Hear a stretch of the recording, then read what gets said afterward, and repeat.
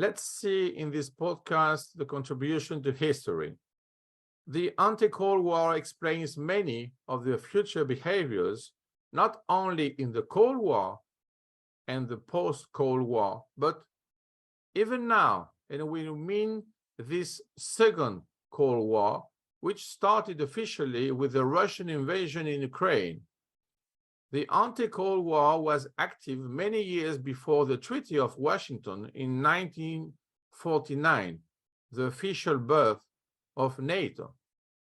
The behavior of the Soviet Union wasn't dependent on that, and it's an error to try to explain everything in the framework of the NATO, because it was on the starting point, not even the flashpoint, but only the strategic answer to a problem which was generated a long time before.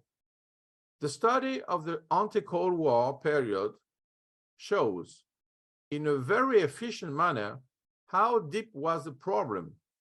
So the actual situation does not depend only on the post-Cold War, but also to the anti-Cold War. And even if this is not so natural, it's not so strange. In this new framework, we can see better the aim and the expectations of the invasion.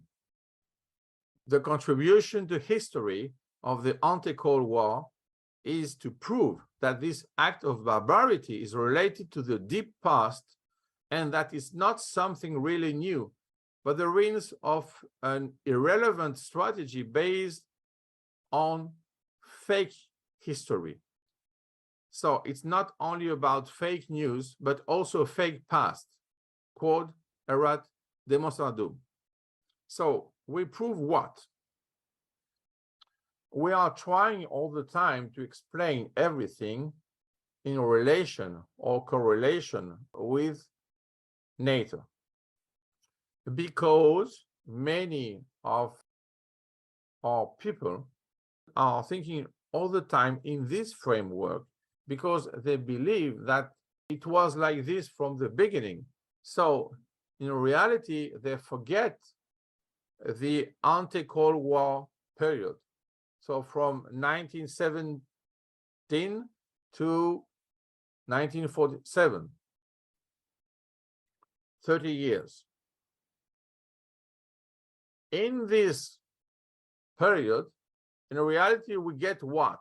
We get many problems, and those problems will continue through the Cold War and also the post-Cold War, and they are still with us right now.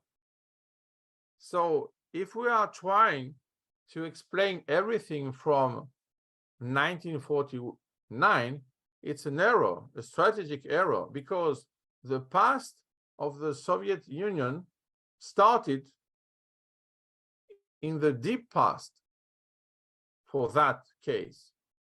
So we have a starting point at 1917 and not in 1949. So the NATO was the answer and not the question. It wasn't the issue, it was a solution. The issue is a Soviet issue. So in reality, the problem came from what? From the idea that we can erase the nation. We can erase Russia and create ex nihilo what? The Soviet Union. From that point, every nation is an enemy.